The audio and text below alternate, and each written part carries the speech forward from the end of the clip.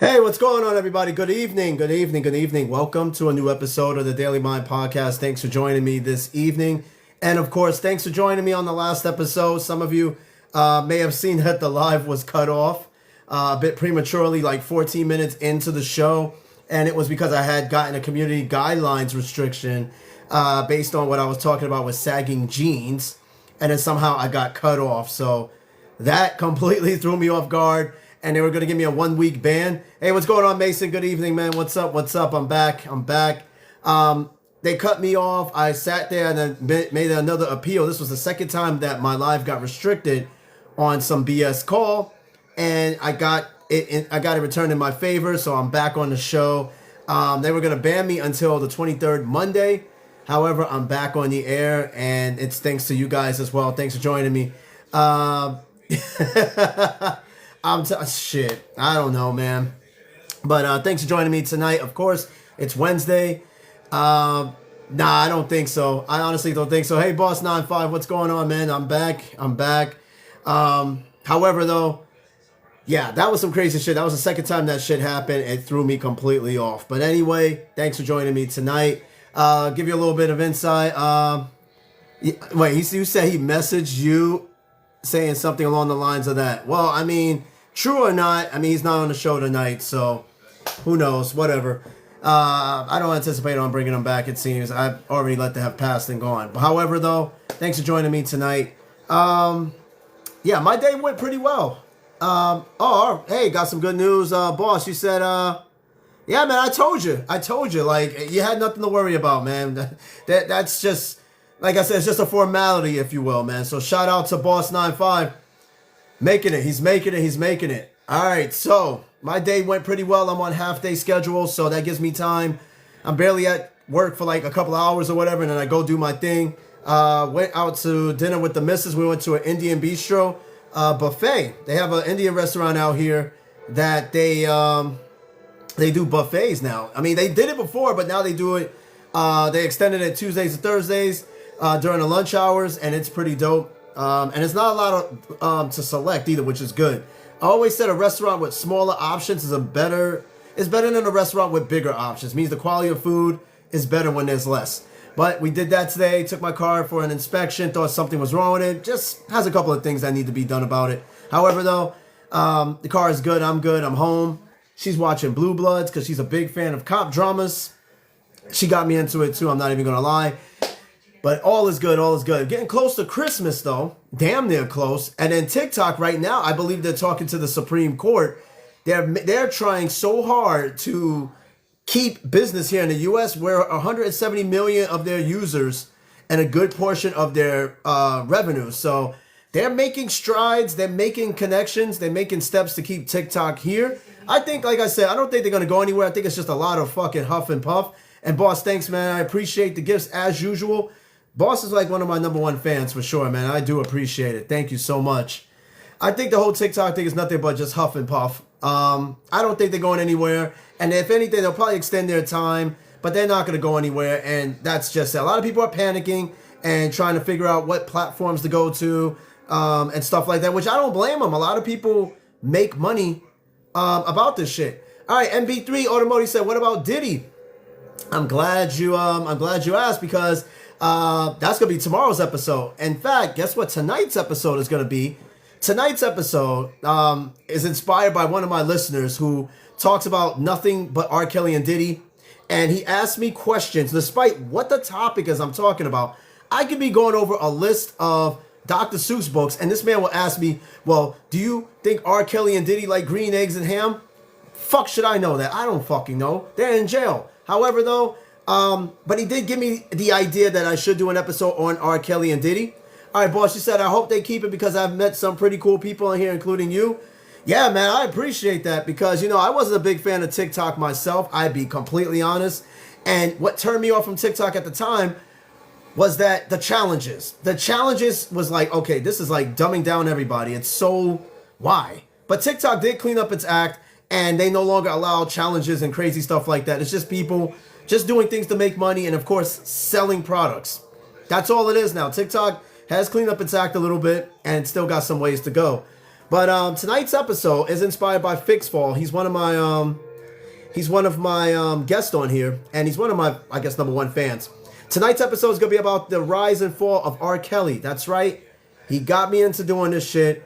And then tomorrow night is going to be the rise and fall of Diddy. I didn't want to do both artists in one episode because that's a lot to talk about. And I don't got all night.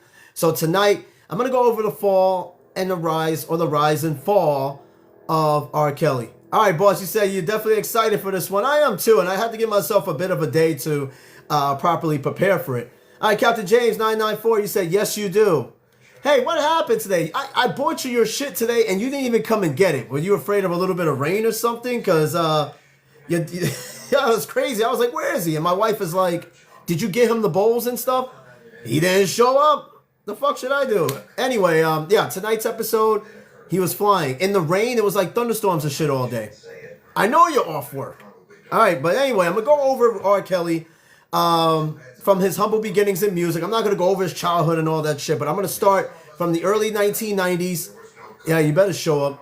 I'm going to start with R. Kelly from the early 90s, from the group that he started in, from his first marriage, which was obviously with Aaliyah.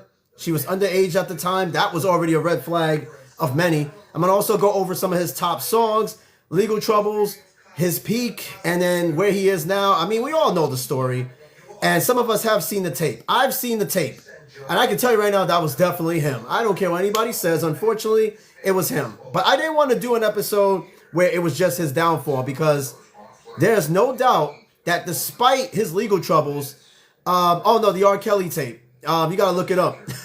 You got to look it up. It's not on here. I don't got it. But despite R. Kelly and what he has done, there is no doubt that his music catalog is anything short of legendary. All right? His music was played at every fucking barbecue, every wedding reception, every block party, every club. His music was everywhere. In fact, his music is part of the reason why some of us are even here today. Maybe you were conceived in the back of a Jeep, or maybe your parents were doing a little bumping and grinding. Either way, you are here possibly because of R. Kelly. All right? Don't ask your parents what music they used to conceive you. It's weird, but they may have used R. Kelly to get you here. All right, boss, you said I still like Bump and Grind. It's hard to like it, but it's a good song. Listen, like I said, his legal troubles, a lot of people separate his legal troubles from his music. Some people have completely ditched R. Kelly altogether. Some people still bumping his music. If his music came on the radio, I'm not turning his music off. I grew up with his music. All right, I'm 39. I listened, and I remember when he first came out to everything he played. People were bumping his fucking songs out of a Ford Taurus. Back in the day, his songs were everywhere. And there's no doubt about it. Now, again, you could let his troubles overshadow that. But if it was really that crazy, right? His music wouldn't even be on YouTube or anything like that. They still play his music on satellite radio. He's still on YouTube. They didn't completely outdo his music. It's because, yes, this is the R. Kelly episode, Jaden, so I'm glad you joined. Captain J said World's Greatest. Now, World's Greatest is one of my favorite songs of R. Kelly. I was in high school when that song came out. It had to have been about 2000, 2001 this song came out. And also I Wish. That's a good song, I think, R. Kelly. But I think his best music came from the 90s. That's the benchmark that started it all. We wouldn't have an Usher. We wouldn't have The Weeknd. We wouldn't have a lot of these R&B artists if it really wasn't for R. Kelly. But of course, people before him, right, set the benchmark for R. Kelly. But R. Kelly set steps for future artists even today. And anybody will tell you that any of those artists will say that their music has been somewhat influenced by R. Kelly, even though they may not want to admit it. But nonetheless, there's no doubt about it. All right, we're going to go to the humble beginnings of R. Kelly. All right, you guys already know he's from Chicago, right? Windy City. He's always said it in his songs. He was very proud of being from Chicago. All right, Rio, you said The Yellow Luxurious Shower is my favorite song. I don't think that was a song, not even in the slightest. But if it was, it's probably on a deleted disc that you probably have under your car seat, which is dangerous work. All right, so it says he was born January 8th, 1967 in Chicago, Illinois. All right, Windy City. His birthday is about a few weeks, before mine. I was born January 31st. Obviously not 1967. I'm not that fucking old. But he was once considered, no, not the 60s. He was once considered the king of pop soul. Some people call this dude the king of R&B. His music was just that good. That this guy, even if he didn't get in trouble, I still think he would have still pump out hits. And I honestly think that every artist, even today, even Sexy Red would have probably did a song with this dude. TLC is not the king of R&B. In fact, they're not even... Get the fuck out of here, man. In fact, you know, we should probably do an episode on TLC. You know, or female R&B groups or female rap groups. The ideas are coming, people. They're coming. But R. Kelly, right? Born on the south side of Chicago on January 8th, 1967. All right? He's gone by many names. He's gone by Kells, R. Kelly, Pied Piper. I mean, you go through so many. I'm not answering that, Jaden. Chill out. You guys can answer that one. I'm not. Chill out. Oh my God. But before he got into music, he used to perform on the Chicago L. Now, for those who don't know the Chicago L, it's the subway. He used to perform on the subway, used to sing and shit on the subway, on the red line and the blue line. That's how he got his start. Rio, chill out. Oh, Trapped in the Closet. I will go over Trapped in the Closet too, because that was like, you thought it was just one DVD. He had a whole series on Trapped in the Closet, and it was parodied so fucking much. I'm going to go over Trapped in the Closet too. But some of his hits, according to this, was I Believe I Can Fly, Body's Calling, Fiesta Remix, Ignition Remix, Step in the Name of Love, World's Greatest, and of course the hip hopper Trapped in the Closet. This man was untouchable up to the mid-2000s. Ignition and Remix to Ignition. Now, which one is better though? I like Remix to Ignition. I think that version of Ignition was definitely better. It was like, you know, the remix to Ignition, I'm about to get a McChicken or some shit he said in that, but it was dope. I liked it. But it also says alongside his recording career, his songwriting and production work was credited on albums by Michael Jackson, Britney Spears, Whitney Houston, Justin Bieber, Celine Dion, Janet Jackson, Usher, Ciara, Aaliyah. Now, Aaliyah, you got to remember, him and Aaliyah were married at one point. I'll get to that as well. I'm not starting no party. Hey, yo! I'm never eating a McChicken again. I'm sorry. And Fix, Rio said, you said Rio's a buster. Yeah, I mean, if you're sitting there doing that to a McChicken, you just might be. All right, man. But those are some of his hits. Now, he sold over 75 million albums. Fat, what's going on? Thanks for joining. Tonight episode is the rise and fall of R. Kelly. Some people actually asked about this, and I was like, fuck it, it's just going to happen. Who's this joining? I'm taking a wild guess who's this joining on my show. Who's this? Hello. Jaden, what's going on? Who? What's good? What's good? Nothing much, man. R.Kelly you got a frog in your throat?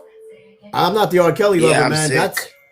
Yeah, what's going on? Well, shit, man. Seems like everybody's coming down with the cold or something, man. Damn, you sound fucked up, man. But other than that, you good? Yeah. All right, man. I'm good. Let me ask something. Did you grow up with R. Kelly in terms of music? Like, did you like R. Kelly's music? Like, I didn't even listen to it until I heard the news. I just pull up to his crib every now and then. That's freaky. Crazy. Keep that to yourself, man. In the meanwhile, I'm gonna go ahead and go over some of the shit with R. Kelly and his accolades. Now, the man has sold 75 million albums and singles worldwide, making him one of the best-selling music artists apparently of all time. It says here that that the RIAA, the Record Industry Association, I guess, has recognized Kelly as one of the best-selling artists in the U.S. with 40 million albums sold. That means he's way over Diamond. Way over Diamond. And of course, he won many awards on Soul Train Awards, BET, NAACP, so on and so on. Again, people, the man has accolades. He has the credentials and shit. He's that dude, despite what you may say. And then, of course, his early life, right? Grew up in New Hyde Park. It says that he was born in the University of Chicago Medical Center, right? Of course, his childhood upbringing was very troubled. He was abused, according to him, and some of his brother said that he was abused. And boss, he said Danny Masterson. Oh, Yeah, in fact, I saw one of his old videos real quick, and what it was a video where it was a PSA he was doing back when he was doing that '70s show, where it was about abuse, and I'm like, man, that aged very poorly that he does that, and he ends up in jail for SA.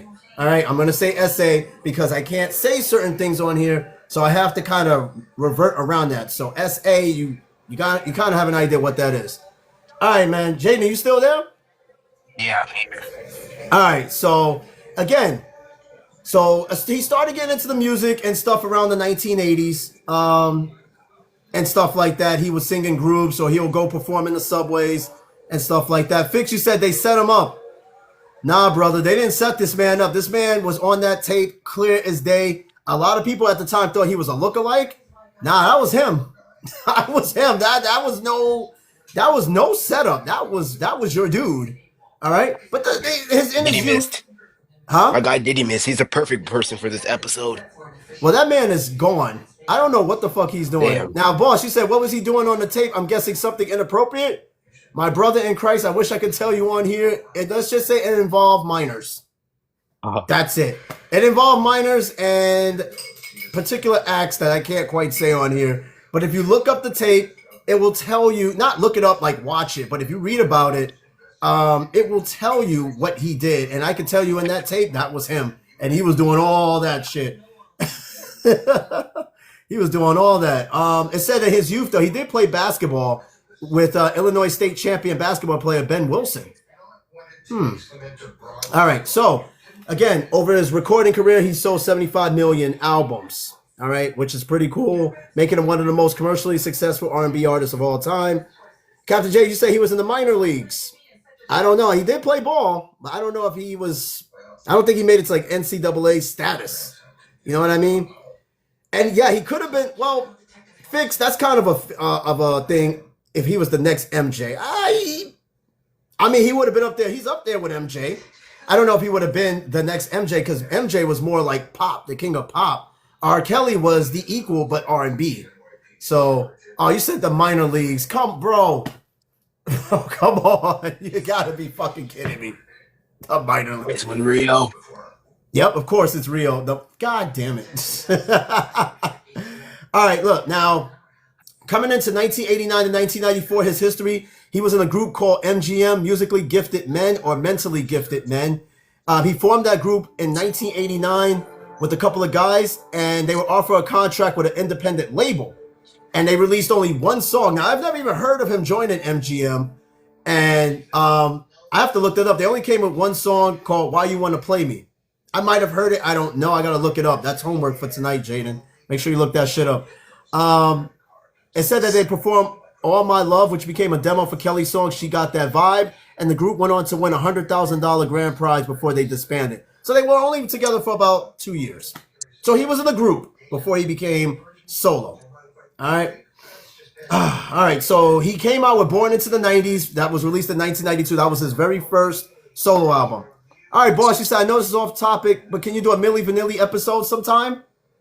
Oh, yeah. I think we could do that. Jada, you ever heard of Milli Vanilli? No, I haven't heard that. To be Yeah, I can honest. tell you. You got to be like in your early 20s or teens or some shit because, yeah, Milli Vanilli goes like 30 years. That's like over 30 years ago. That's a while from now. But look them up because their career, the way that shit ended was just tragic. Super fucking tragic. And so unnecessary, too. Let me see. So yeah, in the 90s he started coming up. He came out with 12 Play, and then he came out with his first number one hit, Bump and Grind. Again, a lot of people were conceived by that song. I don't know. Maybe you, Jaden. Maybe your parents were playing Bump and Grind when they made you, and now you're here. Yeah. This man, he said, yeah. I believe it. No, y'all kid, y'all think I'm playing, but No doubt. that man has put more babies or helped put more babies on this planet than I think any other artist before him. I mean, Bump and Grind, you remind me of my Jeep. Come on now. How many people were conceived in a Jeep? I wasn't conceived in a Jeep. I'm not going to ask my dad anything like that. Um, It was in huh? Alexis. And I was in Alexis. Alexis. Yeah. Oh my god. Yo, bro, why you telling me? Oh no. Hey, listen, it could have been worse. You could have been conceived in the back of like a Chevy Malibu or something like that. That's even worse. I'd rather be conceived in a Lexus though. I give you that one. All right, so bump and grind. All right, boss, you said I have four brothers. We're all born in the 80s and early 90s, so I wouldn't be shocked. And Fix, you said R. Kelly was on everyone's 18 plus playlist. Absolutely. That's without a doubt, man. Like, he was that grown-up music. He was like real grown-up music back in the 90s. It wasn't like some pop R&B type shit. Like I said, him and Michael Jackson are not really comparable in terms of music. I mean, I guess they are, but they're different. You know what I mean? They targeted different audiences. Michael Jackson was known internationally. R. Kelly was more known here in the States, but he was international, but not like MJ. Not like MJ. All right, so he came out with Your Body's Calling, Sex Me, Bump and Grind. He made the U.S. Hot 100 Top 20, number 20, and he sold each single, or both singles rather, sold 500,000 copies and certified gold. Now, if your single or album hits 500,000 copies, that's gold. If you hit 1 million, that's platinum, and I think if it hits somewhere like 5 million, it's diamond or some shit. You said, imagine if MJ and R. Kelly would have did a song. Oh, that would have been legendary. But the thing is, why didn't they ever make music together? That is a really good question. Huh? I can ask them right now. You what? I can ask them right now to make a song. MJ, I'm at Diddy's crib right now. Man, don't play with me. Don't play with me right now. Diddy's crib? All right, so you're at Diddy's crib all by yourself. You know he's not there, right? No, with R. Kelly. R. Kelly's in and jail. the victim and other victims. I'm gonna leave you alone. All right, Boss 95. You said, speaking of MJ, I really don't think he did anything bad. Personally, I think it was all lies. Yeah, I think MJ was. If anybody was set up, it was definitely MJ. Now, don't get me wrong. He did say some questionable shit. He said in one interview, and I'm just paraphrasing, that he had milk and cookies and he would jam in the bed with the kids, dude. Leave that to your imagination. I saw. Yo, chill. You don't want to see none of that. Now, MJ was a close friend of. Don't be. Hey, if you're a part of it, then you're a victim. I don't know what the fuck. But I know that Macaulay Culkin and him were very close. And a lot of people at the time, well, didn't really think about it till later on and was like, okay. Now, MJ, like I said, I gotta do a whole episode on him because a lot of his shit started during childhood. He didn't really have a real childhood at all. His childhood was basically robbed by music. He couldn't be a kid. So him being around kids may have something to do with that. But that's for another episode. And I am not doing an MJ episode dressed up as MJ. Absolutely not. All right, so moving right along. He established himself as a leading producer. So he went straight in from R&B singing. He already established that. He started producing for artists. Says like Janet Jackson, Aaliyah, Changing Faces, and Salt and Pepper. All right, so the man was already coming up. But around that time, I think in 1994, he married Aaliyah. And what a lot of people didn't know, or some people knew, was that Aaliyah was underage. She was only 16 at the time. Now, I know what you're probably thinking. It's first red flag, and it probably is. And I bet you guys didn't pay attention to the song Age Ain't Nothing But a Number by Aaliyah. Think about that song for a minute, and think about what took place in the 90s. And yes, she's the one that passed away in the aircraft crash. May she rest in peace. What? May she rest in peace. Yes, I'm not talking bad about Aaliyah. I'm just saying that song Age Ain't Nothing But a Number. A lot of people say that's a reference to R. Kelly and their marriage. Because they had a secret marriage. You said R. Kelly wrote that for her? It's possible. It does say that he produced songs for Aaliyah. So it is very much possible he wrote that song. Absolutely. So, and I don't think I think Aaliyah's thing was completely an accident. I don't think that it was any foul play in that. They concluded that the plane was overloaded with too much stuff anyway. Despite the fact that she did not want to take off, she still took off. Yeah, she didn't want to take off from that flight. She still did it anyway, even though the plane was already overloaded. But that's another episode. All right, so now we get into the 1995-96 era, the I Believe I Can Fly era. Remember Space Jam? Big-ass movie at the time. However, though, that came out. R. Kelly created the song I Believe I Can Fly for Space Jam. The rest is history. I remember people were like, making fun of that song in a sense. You know, I believe I can fly. I got shot by the FBI. Stupid shit like that. But it says Kelly's success continued with November 14th, 1995 release of R.Kelly, his eponymous second studio album, which is one of his biggest albums, and of course, leading into I Believe I Can Fly. Now he had some really good bangers on that album. He had I Can't Sleep, Baby, You Remind Me of Something, Down Low, Nobody Has to Know, which was a duet with Ron Isley. Now that's funny. Down Low, Nobody Has to Know. Yeah, I was saying something about the Jeep song because I know a lot of people was conceived from that. All right, Rio, you said R. Kelly and Left Eye were together. I haven't heard anything like that now. I don't know. That's something I gotta look more into. And Fix says, can R. Kelly is one of the few who can go song for song with MJ. Absolutely. Well, that's without a doubt. There's no denying that shit because their catalogs are so exclusive. But MJ's catalog goes back to his Jacksons. But we can't compare his catalog when he was with the Jackson 5. But his music goes back to the 60s, okay? If we're talking about MJ as an adult going against R. Kelly shit, song for song, oh yeah. And who knows? I heard MJ has unreleased tracks, and R. Kelly probably has unreleased tracks that we haven't heard. Somebody's got his catalog. Somebody does. I don't know who. But on November 26, 1996, I Believe I Can Fly was introduced. It was an inspirational song originally released on the soundtrack Space Jam. And it was number 2 on the Billboard Hot 100 and number 1 on the UK chart. So R. Kelly was a bit international, okay? But that was also with the help of the release of Space Jam. Now, getting into 1997 and 2001, the TP2.com and, you know, that era. This is where, like, Ignition and shit came out. All right, Jaden, the Diddy episode is tomorrow. Tomorrow will be the Diddy episode, the rise and fall of P. Diddy. You have to go party. All right, pause. You go ahead and party. Don't even worry about the background noise. Tomorrow, same time, same place, the rise and fall of Diddy. Be there. All right. Now, he launched his own label in 1998 called Rockland Records.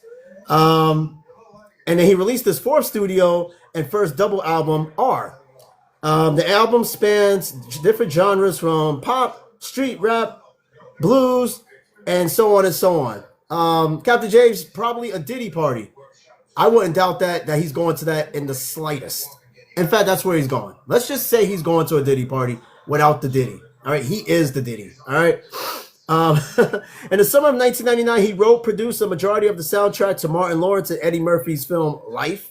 All right, we all remember Life, which features tracks from Casey and JoJo, Maxwell, Maya, Destiny's Child, and others.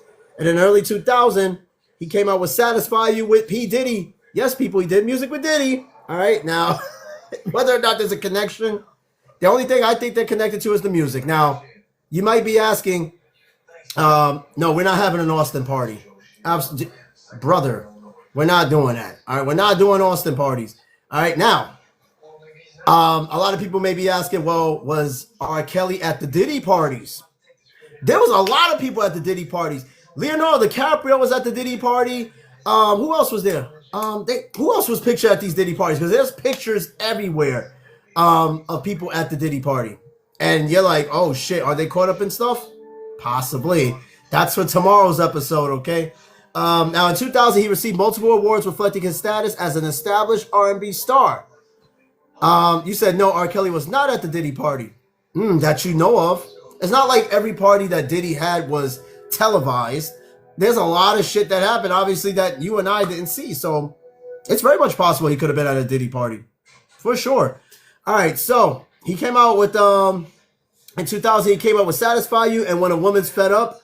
And won multiple awards from the American Music Awards for Best Male R&B Vocal Performance, Best R&B Album, and Best Rap Performance by a Duo or a Group with Diddy. All right, James, you said my friend Gloria says she went to one.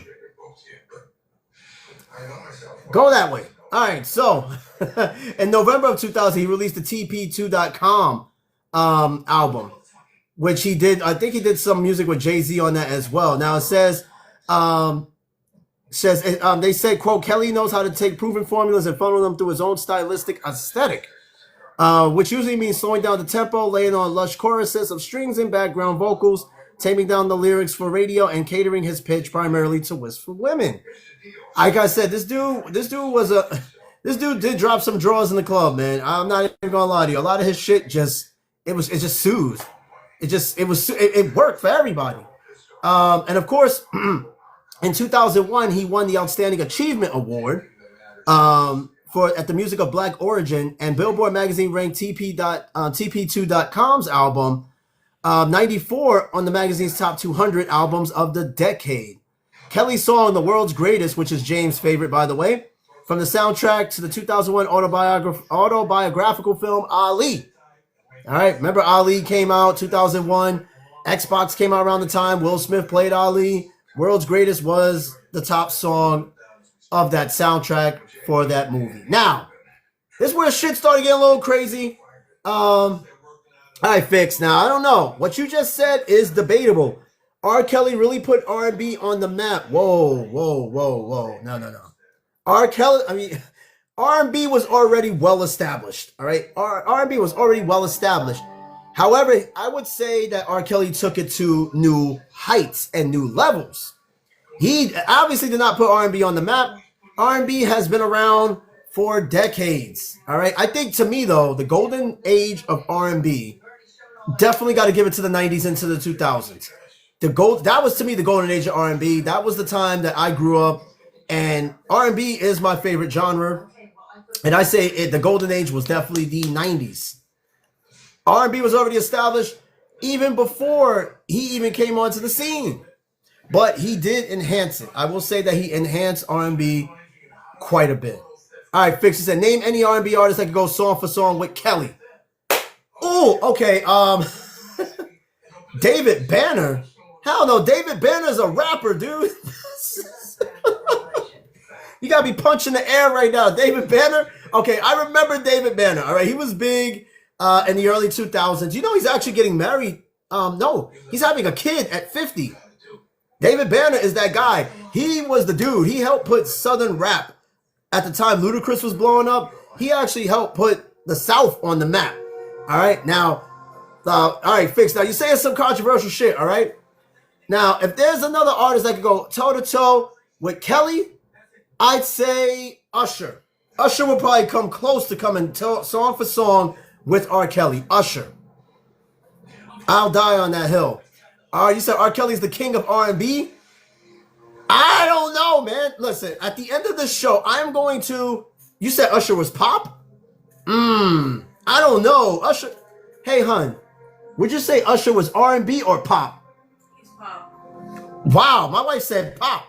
Okay, look. At the end of this episode, I'm going to look up exactly who is revered as the king of R&B. Oh, wait. The king of R&B? No, so a guest of mine on here says that R. Kelly's the king of R&B. And he said, who can go toe-to-toe, song for song with R. Kelly? I said Usher can. Usher's got a decent catalog now. But he said Usher's more pop than R&B. We'll get back to that one. We'll get back. But Usher's good though. He could go song for song with R. Kelly. I think so. All right, now we're getting into the 2003 era, the Chocolate Factory and the Best of Both Worlds. All right, the Best of Both Worlds, Jay-Z R. Kelly album was that album. All right, Genuine. You all right, boss? You said Genuine. Okay, but Genuine don't have enough songs to compete with R. Kelly. I will say that R. Kelly helped Genuine get on the scene with that type of music, but song for song, Genuine don't have that big of a catalog. He probably got like 5 hits at best compared to R. Kelly. R. Kelly got like at least 15, 20 hits. That's close. I'd say Usher's close though. Usher, I think is close. All right, Fix, said top 10 Usher songs are pop. I don't know, but I'm gonna find out who they say is the king of R&B. They might say MJ, and that might just piss you off.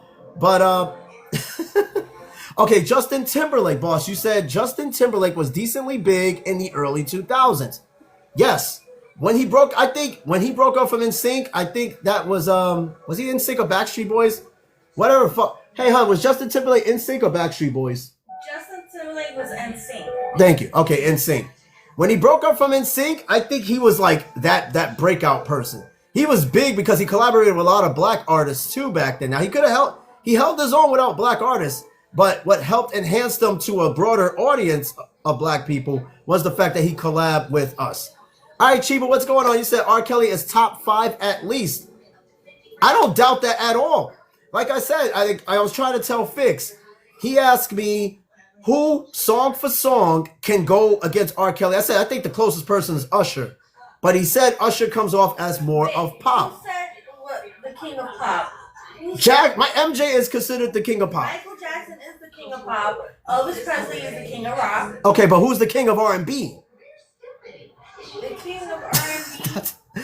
That's what we're trying to figure out. Who's considered the king of R&B? Matter of fact, you said Kesha, king of pop? Oh, no, don't ever say that.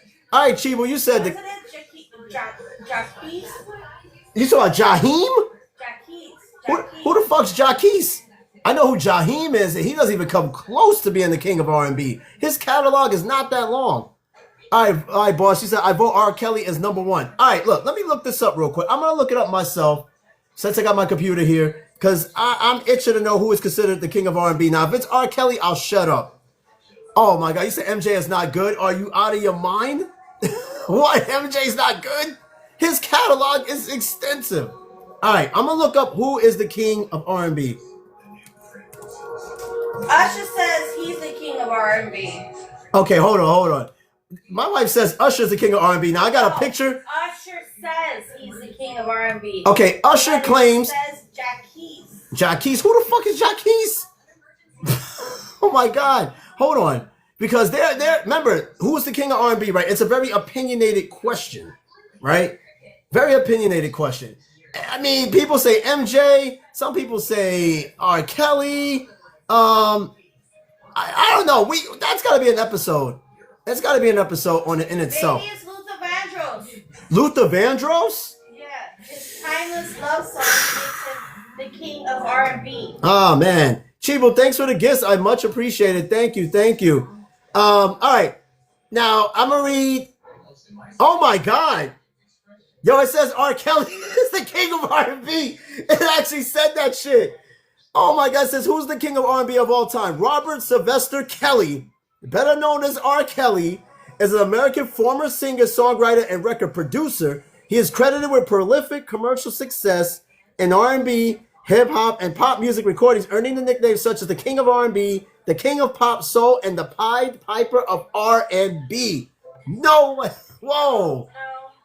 No, listen. It's I can research it, but it clearly says that he is, even though it has a picture. Even has John Legend up here as potentially the king of R&B. That is absolutely the wrong answer. He is not the king of R&B. John Legend, he has a catalog, but nothing like R. Kelly. I'll give him his flowers. For that. That shit. Like I said, some of us was conceived by R. Kelly. But I wouldn't say he put all right, again, Fix. He put R&B, all right, he enhanced R&B. Because like I said, the golden age of R&B was the 1990s. Clearly the 1990s, I think, was the golden age. He definitely made it more, I would say he made it more mainstream. It was already on the map. You got to go back to the 70s and into the 80s.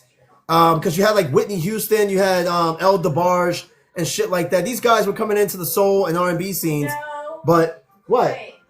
My wife's trying to figure some other shit out. But No, Prince. Prince is not the king of R&B. Prince was. Okay. Because he invented the Minneapolis sound and electric funk R&B synth Okay. rock hybrid. So she's saying that Prince at one point is or was the king of R&B at one point. Okay, but also too, Prince was competing against MJ. People thought they were mortal. Jackson was the king Of pop. Yeah, MJ can never be the king of R&B. He was the king of pop. He said it himself. Boss, she said, I'm probably one of the only guys in here that like Prince. My wife loves Prince. She loves Prince, all right? My dad loves Prince. Yeah, keyword at one point. Yes, Prince was at one point the king of R&B. But R. Kelly has taken R&B and turned it into something that Prince did not create. Prince had his own sound, right? R. Kelly had his own sound, and his sound did influence other artists without a doubt. At all. Now, you're right, Chibu. You said no one has knocked R. Kelly off that throne yet. And to be honest with you, I don't think anybody can. Because R&B is not what it used to be. Nobody's singing in slow motion in the rain anymore, crying about how their girl left them. No R&B artist is doing this anymore. He was innovative when it came to a lot of the music and the subject matter of R&B. When's the last time you seen an R&B artist crying in the rain in slow motion? None. It's been a while. That is not a thing anymore. But no, I gotta agree with you, Chibu and Fix. Absolutely.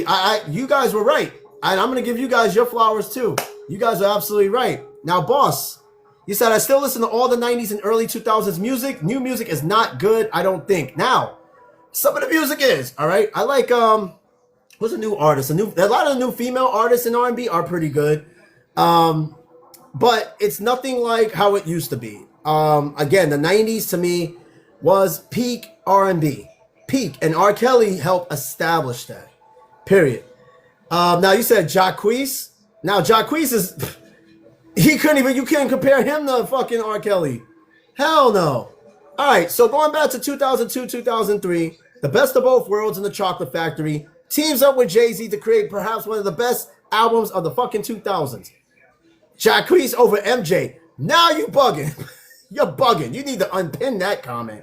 All right, now, it says on January 24th, 2002, at a press conference announcing the completion of Kelly and Jay-Z's first collaborative album, The Best of Both Worlds, celebrities such as Johnny Cochran, Russell Simmons, Luther Vandross, and Sean Combs praised the album. Diddy praised this album, which Jay-Z stating that he hopes the collaborations represent more unity for black people on a whole, unquote. Because it was the perfect combination of rap and R&B fused together. Nobody's ever seen anything like this. It wasn't very common for rap. I mean, it was somewhat common for rappers to collaborate with R&B artists. Method Man and Mary J. Blige did a song together. It was common, but they took it to a whole album. This is before Drake. Drake is an R&B singer and rapper fused in one, but this was two separate entities coming together, putting it all together, making it work. And Chibu, you said you got to do Jay-Z next. You know what, you guys? I think we got something going here where I'm gonna start doing like things like this with particular R&B like artists, but not just any artist. I'm talking about like artists that has made such a profound difference in the music industry and in life. Because R. Kelly has definitely inspired many to get into this industry. All right, boss, you said, fun fact, not that anyone would know or care, but my family is friends with Sawyer Brown. Who is Sawyer Brown? Is he in, or you say Chris Brown? One of the members were married to my cousin, but who's Sawyer Brown? I need to know who Sawyer Brown is. I've never heard of this person. He's related to Sawyer. Tom Sawyer.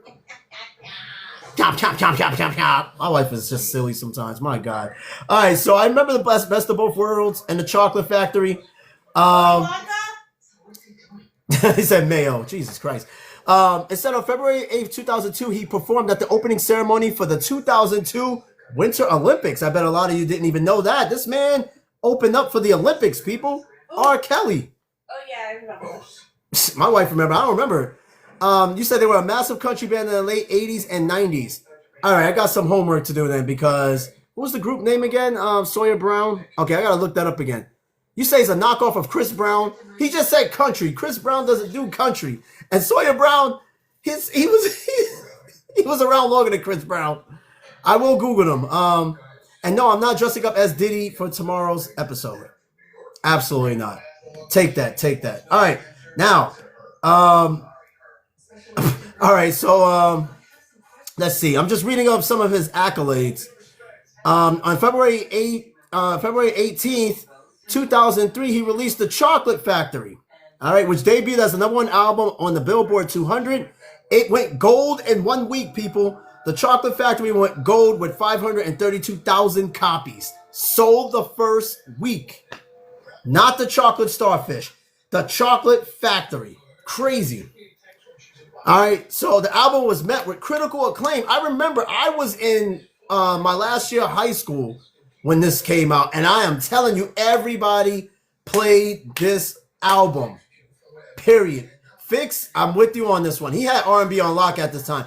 No other artist at this time could even compete. Jaheim, Genuine was already falling off. Nobody could compete with R. Kelly at this time.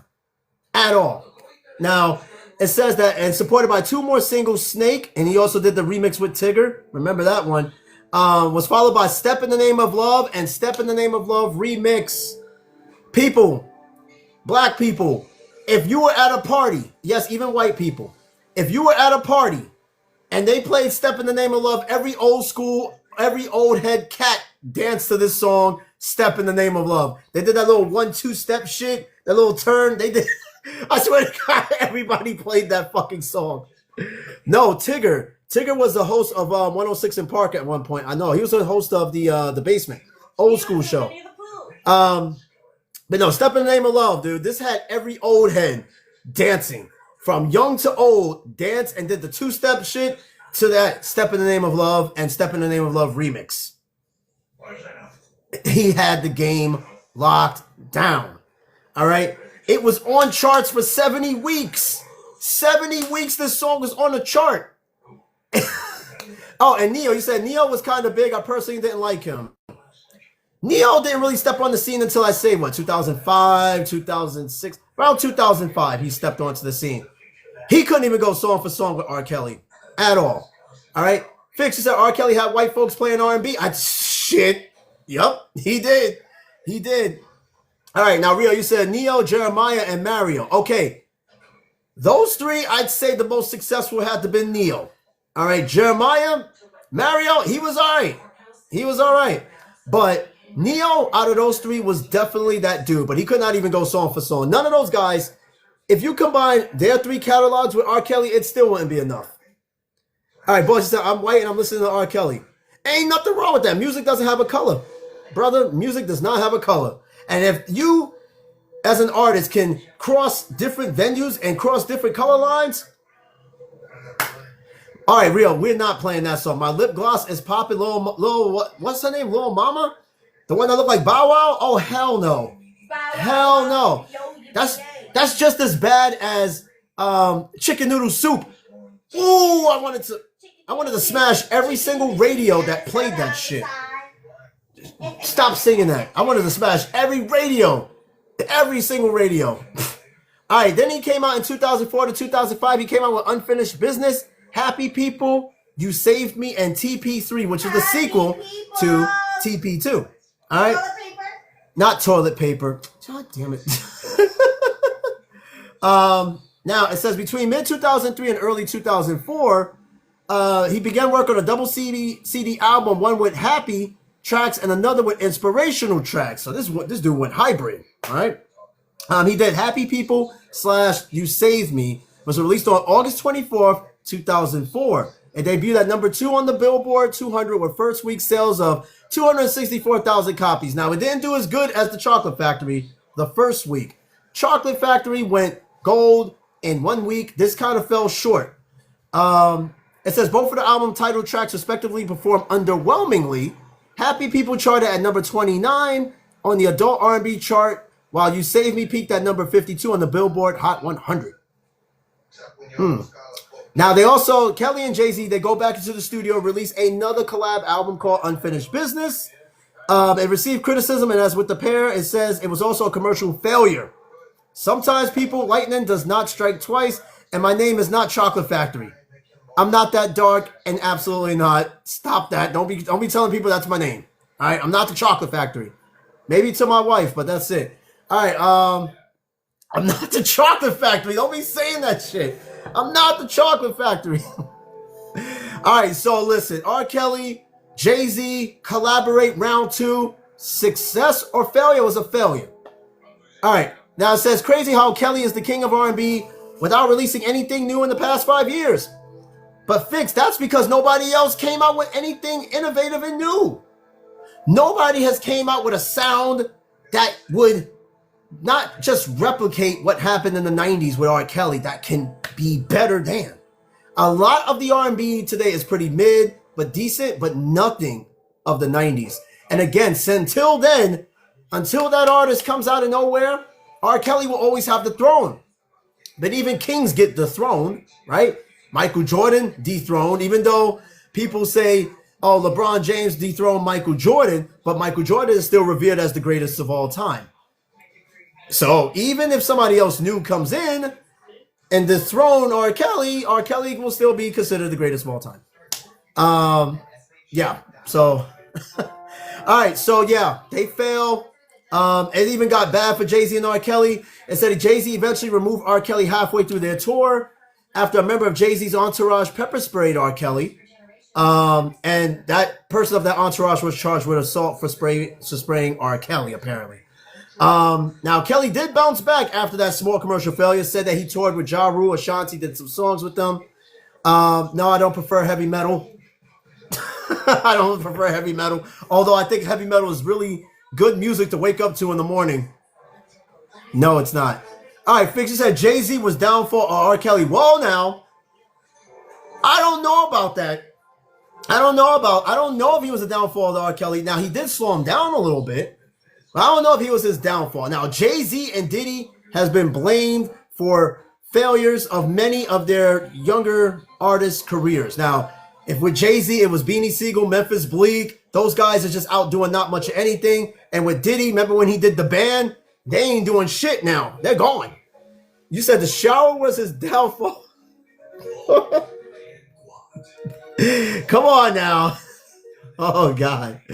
Now he goes to 2006, 2009. He did Double Up and an Untitled Africa album. That's an album called Untitled, and he did Double Up. All right, now Double Up. Now in December 2006, he came out with his 8th solo album. Now you said R. Kelly was doing better without Jay-Z. That I can agree with 100%. Now he came out with his 8th solo album, Double Up, after guest appearing in Bow Wow's I'm a Flirt. 3 months later, Kelly's remix of I'm a Flirt was released, but instead of Bow Wow, it featured T.I. and T-Pain. Now, the album was released. It became the Kelly's 6th and final album in his career, coming out on May 29, 2007. Did you just say Akon is better than R. Kelly? And yes, boss, no. The Fish song was about Kanye West. And yes, they did do an episode about R. Kelly on South Park. And they did an episode on MJ. Oh, you guys are ignorant. You guys are ignorant. Now, if you don't remember that episode, you need to go find that episode. That shit was hilarious. But he wasn't called Michael Jackson in the episode. He was called, he went by a different name, though. I forgot what it was, but it wasn't Michael Jackson. He went by a different name on that one. All right, so this was his last album, all right? I think this is where shit starts to go south for Mr. Kelly. All right, now it says, It went south when he was caught in the closet. I don't think it went south when he was caught in the closet. I mean, in the closet. Stop being ignorant. Stop being ignorant. I forgot what his name is. Damn, what was his name in that shit? Let me see. All right, so he came out with his last album, and he had other singles from Double Up titled Same Girl with a duet with Kelly and Usher, which was a dope-ass song, while Rise Up was a tribute to the victims of the Virginia Tech shooting at the time. Now, he began his Double Up tour with Neo, Keisha Cole, and Jay Holiday opening for him. And then Neo was removed from the tour because of a contract, so things were crazy. And yes, Chibu, R. Kelly mixtapes was it. The 90s mixtapes into 2000 he had was, oh my God. Unreleased tracks, and then the remixes were crazy. Mr. Jefferson, that was his name. It wasn't Michael Jackson in South Park. He was Mr. Jefferson. Okay, there we go. But when they did R. Kelly's episode, he even had the mask on as the Pied Piper. Oh, it was so bad. But yes, Chief, them remixes were everything. And you know what, Chief? You might even find them on YouTube as well. I gotta look them up, but I know you can find some mixtapes on YouTube, or you just gotta dig really, really deep into the Matrix. But anyway, R. Kelly, all right, back in 2007, he's on tour. Neo drops from the tour. Keisha Cole opens up on the tour along with Neo. All right, and apparently, he got sued for that. Neo did sue, or at least try to sue R. Kelly for dropping him from the tour. But I think Neo did win that lawsuit in that regard. All right, so Fix, you said before R. Kelly meet Jay-Z, anything Kelly touched was gold. Yeah, it was. And you know what? Now reading through this, I think after he encountered with Jay-Z, because Jay-Z he was powerful back then, but nowhere near as powerful as now. Maybe he had R. Kelly blacklisted, but remember, R. Kelly was still doing shows and albums after the fact. But you got to remember, there was one thing looming. One thing that was looming while this was all happening, the sex tape. The sex tape was pretty quiet for a little while after it was released until it came back out to bite him, because history will come and catch up to you. While this was all happening, while this was happening with his music, the tape was still brewing underneath. And eventually, like any volcano, it came out. That is what ended him. Austin Powers Gold member. Please stop. I'm not Austin Powers. All right, so he even went to go tour in Africa in Cape Town in 2009 too. Oh, you said the tape was weak? The tape is the reason why he's practically in jail. In fact, the parents of the girls involved admitted that they were giving money so that their kid could be on that tape. That's crazy in itself. Now, yeah, the parents ain't shit, but R. Kelly ain't shit either for doing that. You said my grandma could do a better tape. Ew!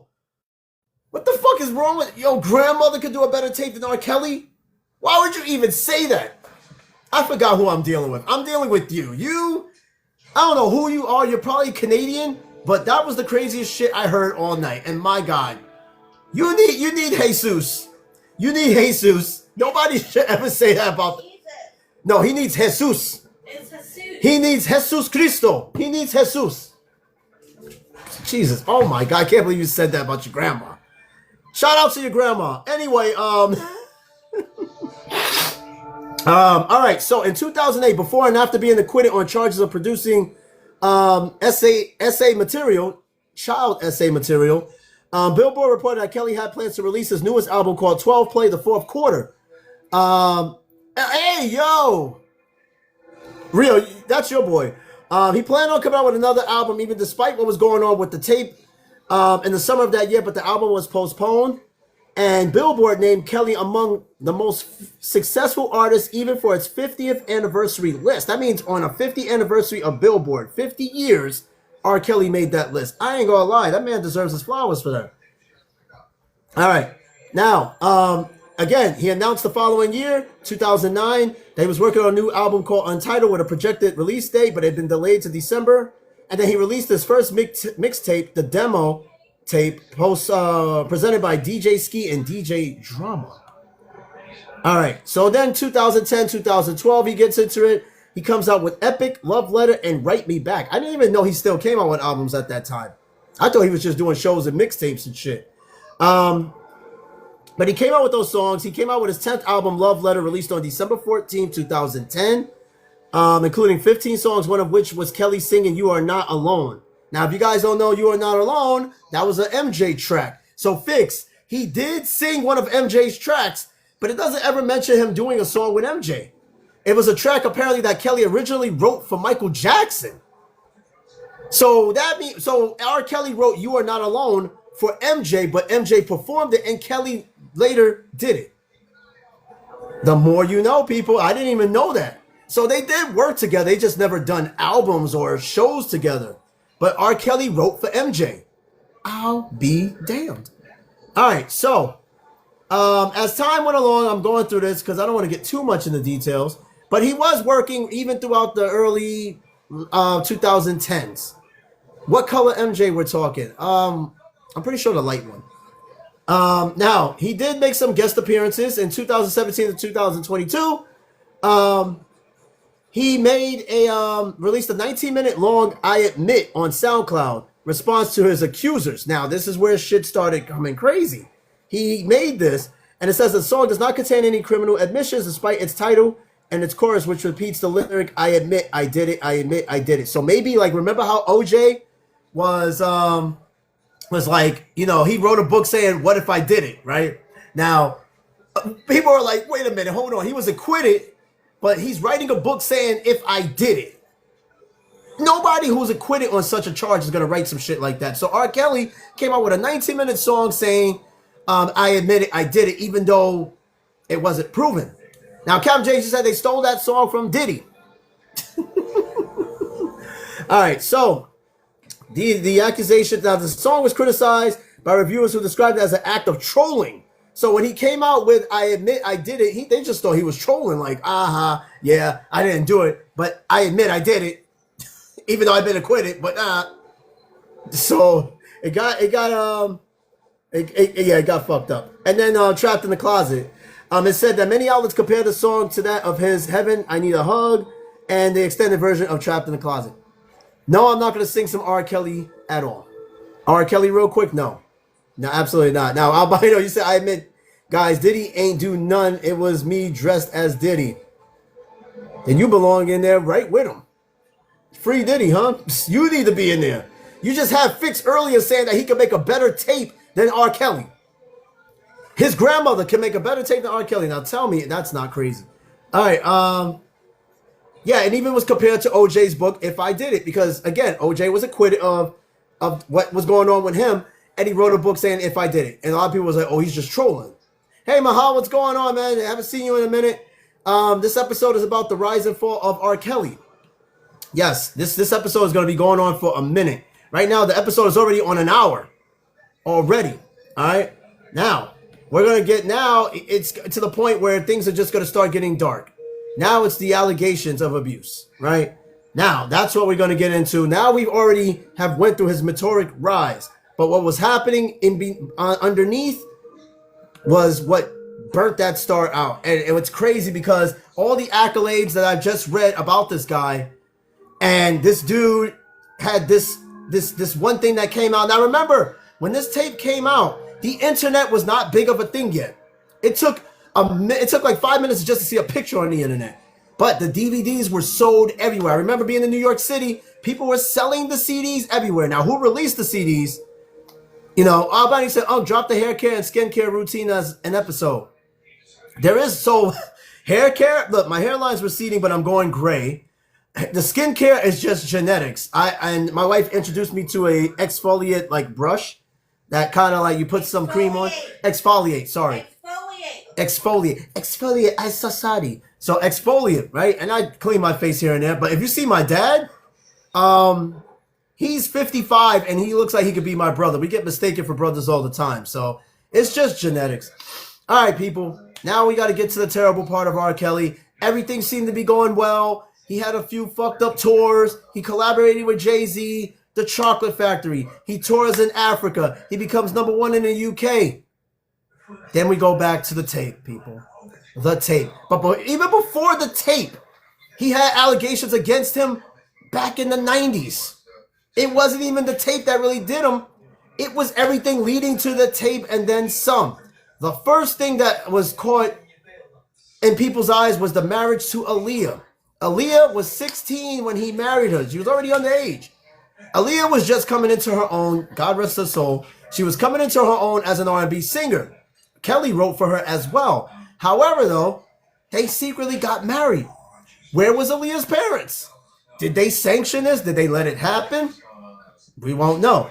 All right, so the timeline. Signing star to convicted ST. You take a guess what ST is because, you know, TikTok already got me in their crosshairs right now. So I need to be very careful how I say certain things. All right? Now, let's just say assaults. All right? It says R. Kelly's musical. Now, this timeline is brought to us by Associated Press. All right? This is the timeline that basically goes through all his legal troubles. It says R. Kelly's musical accomplishments may have been accompanied by a long history of allegations that he essayed women and children. Now the R&B singer has been sentenced to spend the next 3 decades behind bars. Yes, people, he's doing a 30-year stint, which means he won't get out until his mid-80s. You think he's going to be coming out with music in his mid-80s? Absolutely not. Even if he was released early from prison, I don't think anybody's going to want to work with him at all. It would have to take somebody crazy to do that. All right, so now, in 1992, January, R. Kelly and Public Announcement debut Born Into the 90s released a year later, and the album goes platinum. Now, Public Announcement was also a big, somewhat noticeable R&B group until about the early 2000s. One of my favorite songs is they got so many. They got a few. Now, in November 1993, his album 12 Play, which was his first successful album. All right, boss, she said, all I'm saying is they need to release Joe Exotic. Woo! Yeah, I don't think he's coming out anytime soon. You said, what happened to Bill Cosby? Well, Bill Cosby is not in jail. Bill Cosby is home. But for a while, they even took the Cosby Show off the air. The repeats and shit, they didn't even want to play the Cosby Show. They play it now, though, but they didn't want to play that shit at all. No, I'm not. No, the fuck is that? I remember somebody said I look like Bill Cosby. I wanted to earth stomp him. I was like, don't ever say that shit. I don't look nothing like that guy at all. All right, got to slide a little puzzle piece, people. Boom. All right, we got the little puzzle piece. All right. All right, buddy Elf, what's going on? And I'm not Adam Sandler. All right, this is the R. Kelly episode that Fix has been crying about. Going through the rise and fall of R. Kelly. We've already went through all his accolades, or at least the majority of them. Now we're going through his legal troubles to what led him to his 30-year stint in the can. Now, in November 1993, Adam Sandler, Joe Rogan podcast. Oh, my God. All right, November 1993, his album 12 Play is released and eventually sells more than 5 million copies, people. He went 5 times platinum, people. 5 times. 5 times. Hit singles include Sex Me and Bump and Grind, which became the longest-running #1 R&B song in more than 30 years. We're talking about since the 60s, he's accomplished this. 1993, 30 years ago, to that was 1963. Again, the 80s had R&B, but it sounded different. It was different. It wasn't as sexual or provocative as what R. Kelly put on there. R. Kelly brought more sex into R&B. It was always there, but not as fluid and vivid to the ears and to the eyes than, let's say, artists of the 80s and 70s. All right, Fix, you said they should have given him life. Are you talking about R. Kelly? They should have given him life? Isn't that your boy? All right, in August 31st, 1994, this was the very first red flag that a lot of people didn't catch on to. Or they shouldn't have given him life. I was like, man, did this episode change your mind? All right, August 31st, 1994. Boss, it's not really a life sentence, but R. Kelly will be about 85 when he gets out of prison. You might as well say that's kind of a life sentence for him, that is. August 31st, 1994, at the age of 27, he marries 15-year-old R&B singer Aaliyah D. Halton. I'm sorry, I said 16. She was 15, and he was 27. The couple weds in a secret ceremony arranged by Kelly at a hotel in Chicago. The marriage is annulled months later because of Aaliyah's age. Now, where was her mom when this was going on? How did he secretly take this girl and marry her in Chicago? Where was the parents? If she was an up and rising R&B singer, she would have had to be under some sort of parental supervision at all times. How did he manage to pull that off? That's not a W for R. Kelly. That is crazy. I don't know who would have signed that. But sometimes money talks. So somebody, who knows, she might have looked a little older than expected. They could have falsified all the paperwork. And he could have just went in there and said, yo, she's 18. Because Aaliyah was very mature looking for her age. So it was probably pretty easy to pass her off as 18 or older, which would have made her legal for his 27. I'm just saying. September 1994, Aaliyah's debut album, Age Ain't Nothing But a Number, which Kelly produced, is certified platinum. People, the song Age Ain't Nothing But a Number is indeed in reference to R. Kelly, especially considering that he produced it. He produced it. Let me tell you something. Age ain't nothing but a number. That's BS. Because age is nothing but a number. Age can be 5 to 10 in prison. And you telling me numbers don't matter? You're crazy. You're absolutely crazy. You could have went to jail for that. Huh? Age ain't nothing but a number. Okay, my wife... Okay, wait a minute now. She's 6 years older than me. But we're legal. But age ain't nothing but a number. Yeah, and so you can't always say age is nothing but a number. It doesn't... Got it. If I mentioned you were 16, I'm 6 years older than you. You didn't meet me when I was 16. If I mentioned when you were Okay, 16. so theoretically, if I was 16 and she was 6 years older than me, she would be 22. Well, let me see. 17, 18, 19, 20. She'll be 22. I won't say anything. Nah. That's crazy. Boss, she said age definitely matters if you're 18 or older than it doesn't. You're right. But Aaliyah was 15. Probably passing her off as 18. Again, Albino said age don't matter, period. Don't matter if 18 or not. Now, check it out. I did an episode on age gaps way before I went on TikTok. I gotta post it and what season. I want you guys to listen to that because my last marriage, my ex-wife was 2 years older than me. All right. She was like 3 years, 3 years. And I had this weird rule at the time, or even before, that if she was 2 years younger or 2 years, more than 2 years younger, 2 years older, I was like, nah, too young, too old. But then I met my wife and she's 6 years older than me. Sometimes things happen. But sometimes the age ain't nothing but a number. If it's under 18, that's no. That is a no, no, no, no. All right, look. We are almost at 10,000 likes. I haven't been this much likes. I haven't had this much likes in a long ass time. I knew this was going to be an episode. I knew this was going to be an episode that was going to get some attention. We'll see what the Diddy episode is going to be like, because that's why I wanted to do both episodes side by side to see which one would gain the most likes, listeners, followers, whatever. R.Kelly's doing pretty good so far. The Kelly effect. All right, September 1994. No, I read that. Now we go to November 1996. R.Kelly releases his third album, R.Kelly. Wait. Where am I? Yeah, R.Kelly. A month later, after he incorporates Rockland Records. He owned Rockland Records for a while. People, we just hit 10,000 likes. Let's go.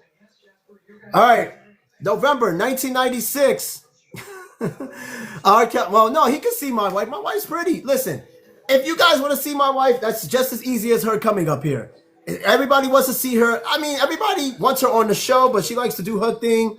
Let her do her thing. If you want to see my wife, if she wants to come over here, I'm not going to force her to. She can come over. Watching my stuff. She's watching her stuff. She'll be on some other time. But you'll hear her from a distance giving her 2 cents because that's what she does. But yes, no, it's... You mean my opinion? Yes, your facts, your opinions, your voice. People just like you on here. No, he's not doing weird stuff, man. Cut that shit out. All right, people, look. November 1996, R. Kelly releases his third album, R. Kelly. A month later, he buys Rockland Records. Now you're good, Mahal. I know everybody wants to see her, man. Don't worry. Don't pay no attention to them. If I'm not taking offense to it, you shouldn't either. It's all good. And he's boss said he likes your opinions. It adds to the show. Thank you. She said, thank you. All right, so he buys Rockland Records. His song, I Believe I Could Fly from Space Jam, peaks at number 2 on the chart. That year, he gets married again to 22-year-old Andrea Lee. I've never heard of her, but she's legal age at that point in time. A dancer from his touring group. The couple goes on to have 3 children, Joanne, Jaya, and Robert Jr. And yes, my wife is lucky. She knows that. She says it every day, just about. All right, now, February 18th, 1997. Nah, she will. She'll be fine. She always is. February 18th, they said be gentle with me. I am. Yeah, she is. I'm fine. I'm lucky. I'm blessed. She's blessed. She's lucky. Day. Yeah, we're good. We're good. All right, February 18th, 1997, he marries Tiffany Hawkins. Tiffany Hawkins. He doesn't marry her. He files a complaint against Kelly alleging international S battery and S harassment when she was just a minor.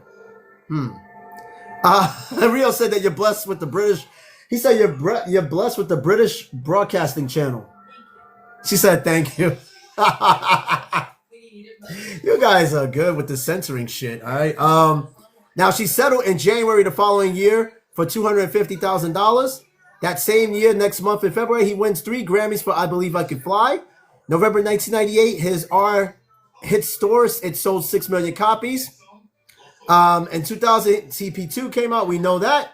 And in 2001 of August, unfortunately, the same month and year that Aaliyah has passed, which, by the way, again, was his first wife, a woman by the name of Tracy Sampson files a lawsuit against him, alleging that their sex was illegal under Illinois law because he was in, quote, a position of authority over her. The case was reportedly settled out of court for an undisclosed amount.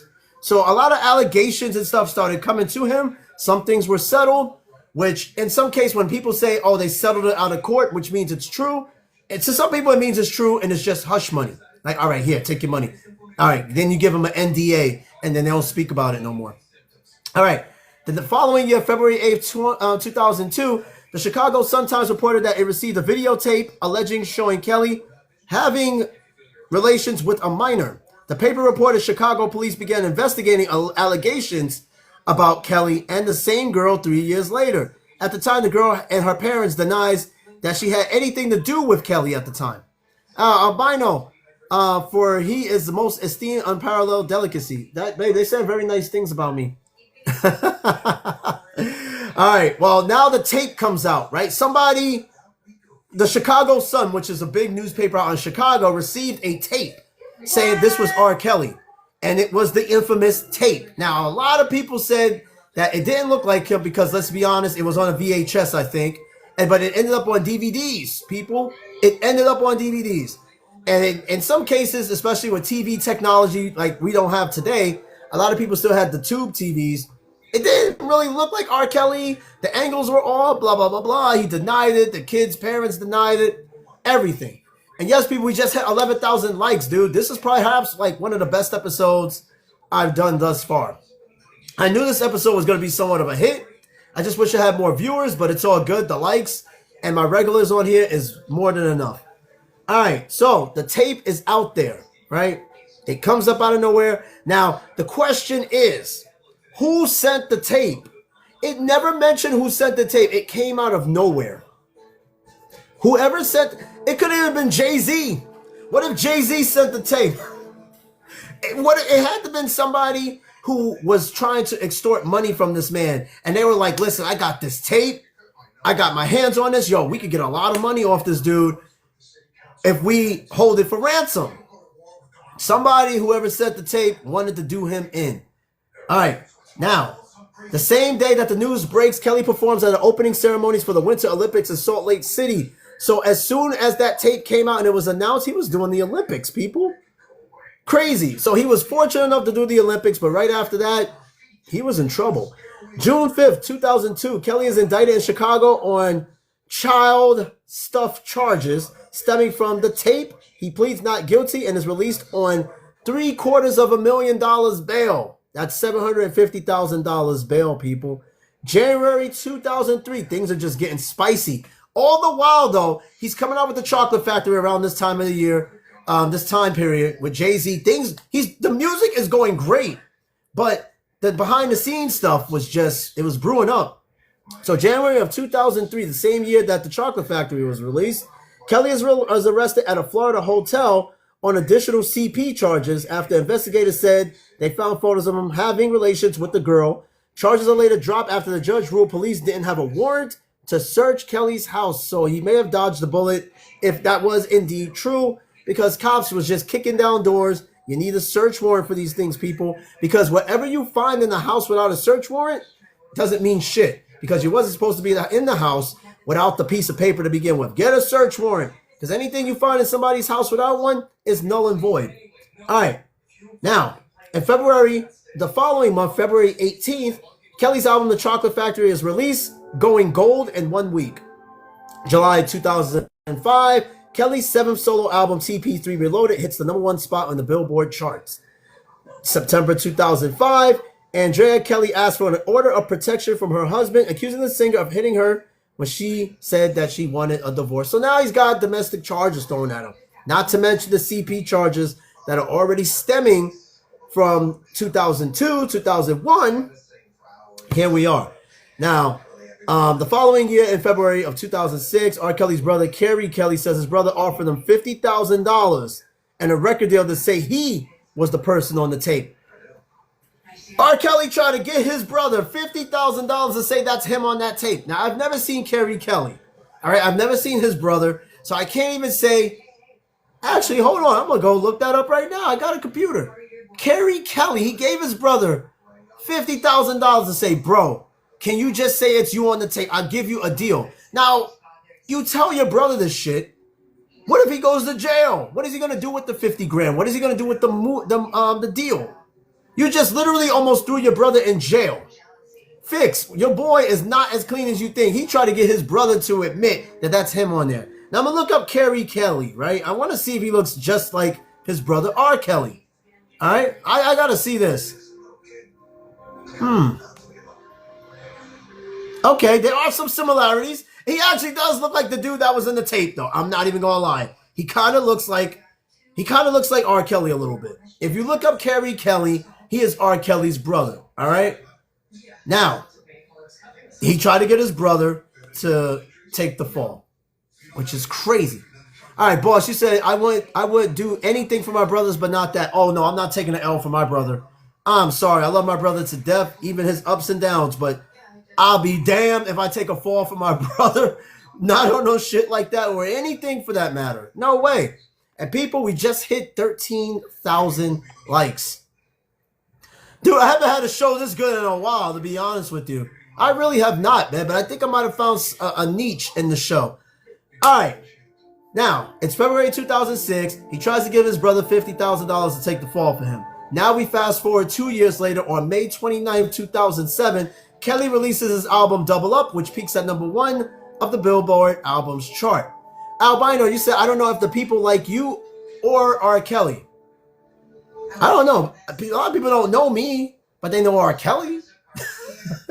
Judging by the likes, I'm saying they probably like me on the likes, but they like probably the subject matter of R. Kelly. Either way, it's a win. All right.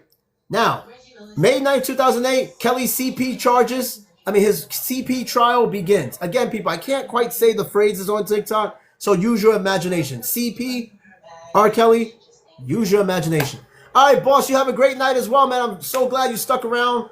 Thank you for the gifts. Tune in for tomorrow's episode of The Rise and Fall of Diddy, the man that goes by 5 different names, people. That will be on there tomorrow night. But, boss, you have a great night, man. Thank you so much. All right.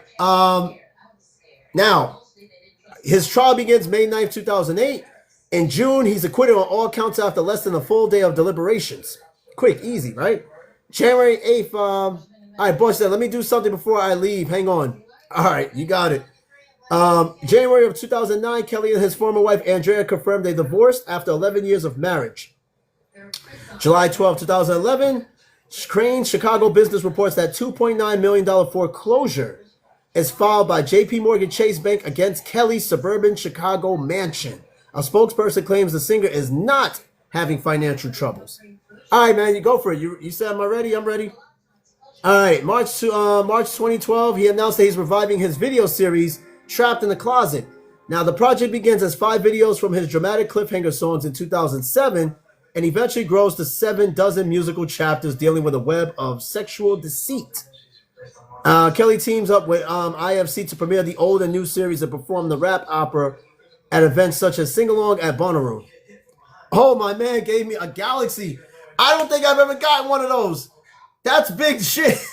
And people be crying about Galaxies. Give me a Galaxy. Give me a Galaxy. Give me a Samsung Galaxy. And I'm like, oh, shit, now I got a Galaxy. Boss, you my dude. And as long as I'm around, you're going to keep getting good shows, man. I appreciate it. And you have yourself a good night, man. That is dope. The Galaxy. This show is also ran by Samsung Galaxy S24, which is I'm recording on. So there's Galaxies everywhere. Right, moving right along. We're almost done with the show. R. Kelly, man. June 5th, 2012. It was reported that he owes the IRS almost $5 million in back taxes. Meanwhile, he's still coming out with albums and stuff at this time, but they're not hitting the note like his previous album. So he's not making as much money. And of course, that same year, in 2012, he publishes his autobiography, Solar Coaster, The Diary of Me, which tells about his family legal troubles and his music and stuff. He comes out with 2, he's nominated for 2 Soul Train Awards, making him the most nominated act ever at an award show. And then in March 18th of 2013, Kelly's mansion, once valued at more than $5 million, sells for only $950,000. Damn. In a foreclosure action, mind you, they sold his shit off. So the man did have money trouble. All right. Now, July of 2017, BuzzFeed reports on parents claimed that Kelly brainwashed their daughters and was keeping them in an abusive cult. One woman says she was with Kelly willingly. Following the BuzzFeed report, activists launched the hashtag Mute R. Kelly movement, calling for boycotts of his music. The following year, February 2018, he's evicted from 2 Atlanta area homes, owing over more than $31,000 owed in unpaid rent. Then, of course, into 2018 or so, the Me Too movement was about, and the Mute R. Kelly movement was about as well. This is where everybody was saying, stop playing his music, stop playing his music. You know, he's an abuser. he doesn't belong to be in music. And then, of course, more allegations and lawsuits started coming in following that. So in May 2018, Spotify cuts R. Kelly's music from its playlist, citing its policy on hate content and hateful conduct. Shortly after, Apple and Pandora also stopped promoting his music. Kelly's team pushed back, noting other artists on Spotify have been accused or convicted of crimes as well. But of course, they still have music on there, right? So was it really right to pull R. Kelly's music off when everybody else who had similar situations are able to still play their music? Later that year, 2018, Faith Rogers, a 20-year-old, filed a lawsuit against Kelly of SB and mental and verbal abuse and knowingly inflicting her with herpes during a year-long relationship. Then in the following year, 2019, the documentary Surviving R. Kelly is released, which revisited old allegations against him and brought on new ones in the spotlight. And then the following year, Lady Gaga removed the duet with Kelly from streaming services because, of course, as things are starting to get really hot, a lot of artists who had songs with him want nothing to do with him. They are just done. Okay? And then leading up to damn near just more and more of the same thing. He tried to go on tour. He announced by tweet that a new tour outside the U.S. say he'd be going to Australia, New Zealand, and Sri Lanka. The tweet was later deleted following a backlash from Twitter. So this man is trying. He's on his last leg. He's getting hit with so many allegations, record deals. Record companies are breaking apart. He tried to do a tour in 2019 overseas. Twitter got on and said, yo, boycott this man. He had to cancel the tour. He deleted the tweet and canceled the tour because at that point, nobody wanted to buy tickets. So his name was already being so tarnished. And then in 2019, Kelly is arrested and charged with 10 counts of aggravated SA. Crazy. And then leading up to 2019 in May, he's charged with 11 new counts in Chicago that involved one of the women who accused him of abusing her when she was underage. Then he's indicted by the federal grand jury in Chicago on charges including CP, enticement of a minor, and obstruction of justice. He's again arrested in Chicago. People, this is the end of R. Kelly as we know it at this point. Nobody wants nothing to do with him anymore. He can't do shows without boycotts. New allegations. People are coming out to speak. Things were just not looking good for the Pied Piper, dude. He pleads not guilty in August of 2019. The federal charges accusing him of abusing women and girls who attended his concerts, as lawyers continue to label the alleged victims as disgruntled groupies. Not a good look either. And then he's also charged in Minnesota with solicitation related to an allegation that he invited a 17-year-old girl to his hotel room in 2001 and paid her $200 to dance in the nude. And then he's denied bail. He's charged by federal prosecutors. All that in the same year of 2019. All of it. All of it. The following year in 2020, he pleads not guilty in Chicago to an updated federal indictment that included CP charges and allegations involving a new accuser. Jesus. And then August, all in the same week, his manager is arrested. They announced charges against 3 men accusing and threatening, intimidating women who accuse R. Kelly. So people around him, his party's getting arrested on intimidation charges. Managers are leaving. Managers are getting arrested. All types of shit is happening. And then, of course, opening statements in August of 2000, like 2020 and 2021 was very busy years for R. Kelly and not in a good way. So, the final straw.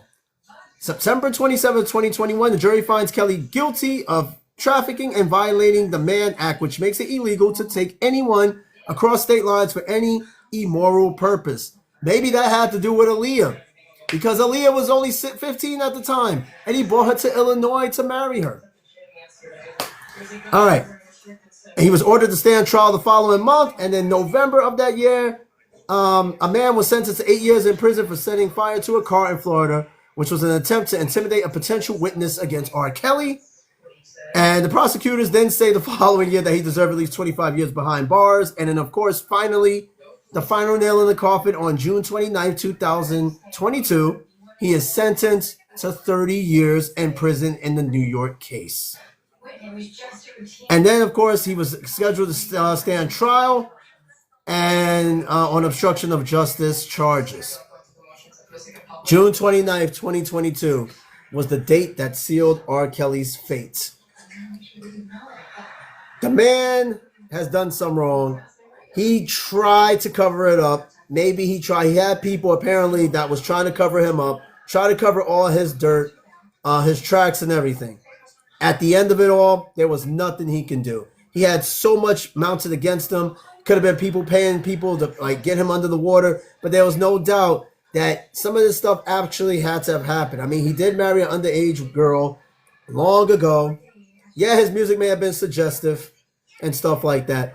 But the thing is this, the man no doubt had one of the best catalogs in music of all time. And to this day, there are people still bumping R. Kelly, whether we like it or not, all right? I'm not going to stop listening to R. Kelly, all right? R. Kelly's music is timeless, all right? I'm not down with the shit he did. Of course, now I ain't condoning none of that shit. But his music is good, all right? And again, he put a lot of people on. All right, he did help people out at one point. He put a community together. He revitalized R&B music to what you hear today. Clearly, Prince did what he revolutionized R&B back in the 80s, right? There's always someone in the decades that revamp a genre. R. Kelly did that for the 90s and into the 2000s up until that point. There's a lot of unanswered questions. Who sent the tape, right? Was it really his brother in the tape? And whether or not it was somebody in his own cabinet that wanted to do him in. There's so many unanswered questions that only that man knows. And right now he's wearing an orange jumpsuit, singing songs in prison. Now, would he get a chance to get out early? There was no mention of parole. But there's no doubt by the time he gets out, we're all going to need a hearing aid just to hear bump and grind. That man is going to be 85 or so years old by the time he comes out. All right? He ain't coming out no time soon. We are all going to need hearing aids. Everybody that has grew up on his music. In 30 years from now, I will be 69. People, I hope to still have my hearing after this. But, you know, what can you do? And Mahal, you said, was R. Kelly and Diddy friends? Yeah. They've done music together. They collab. But people are saying that R. Kelly was never at his parties. You know what I mean? But they have done music. There's no doubt about it. Back in the early 2000s. I would say they're friends or just really good business associates. But either way, you know, they're both in trouble. And that is the R. Kelly episode. And people, again, we'll see what the future brings. But even if he got out early, is he going to release any music? Probably not. I say if he gets out, he'd probably do some tours. And then it's a matter of, are people going to go to his tours? And, you know, are people going to accept his apology? No, I don't think so. I think the man is toast. I personally think the man is toast. Now, Diddy, on the other hand, he's still fresh in this thing. And there's a lot of mounting evidence on him, too. And that will be tomorrow's night's episode. So listen, people, thank you so much for joining on this very long episode of the Daily Mind Podcast, an hour and a half in. I'd like to thank everybody who joined. Cheeb, Mahal, Fix, this episode was for you, so you better tune in. Albino Monkey, Captain James, Rio. Of course, you guys, my usuals, my regulars, we got 14.4 thousand likes. So that was a really, really great turnout. I want to see what the viewer numbers are. I've been kind of low. I haven't been hitting my 1,000 viewer mark, but that will soon change. You know, some shows are going to have some bad episodes, some good episodes. But the turnout tonight was nice, and I anticipated it would be. Tomorrow, I think, should be maybe a little bit better with Diddy, because Diddy is still pretty much fresh in our minds right now. And I know quite a few people would probably tune in for the Diddy episode. But again, thank you all for listening, all my regulars. Rad, thanks for joining. You're late as hell. I hope you're joining your leave. If I didn't get your name, you already know who you are. All right. Tune in tomorrow night around the same time for the rise and fall of Sean P. Diddy Combs, a.k.a. Puff Daddy, a.k.a. Diddy, a.k.a. Sean P. D. Combs. He goes by many names. And again, same fate. He gets somewhere. Guy from New York gets big, joins Biggie, creates Bad Boy, comes out with hits to hits to hits, produce hits. He's in videos. Where did it all go wrong, Diddy? Where did it all go wrong, all right? From the studio to the jailhouse. The rise and fall of P. Diddy tomorrow night between 5 and 8 p.m. Central Standard Time. Don't miss it. Again, it should be a really good episode I'm putting together as well, all right? Meanwhile, have a great night, Mahal. Thanks for joining, man. Glad to see you back on here again. And we will do this again next time, all right? Have a great evening. Take care. Tune in tomorrow. Peace out.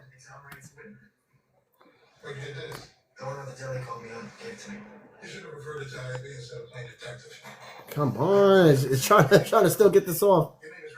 Yeah, see you tomorrow, Mahal. I'm trying to end the live. There we go.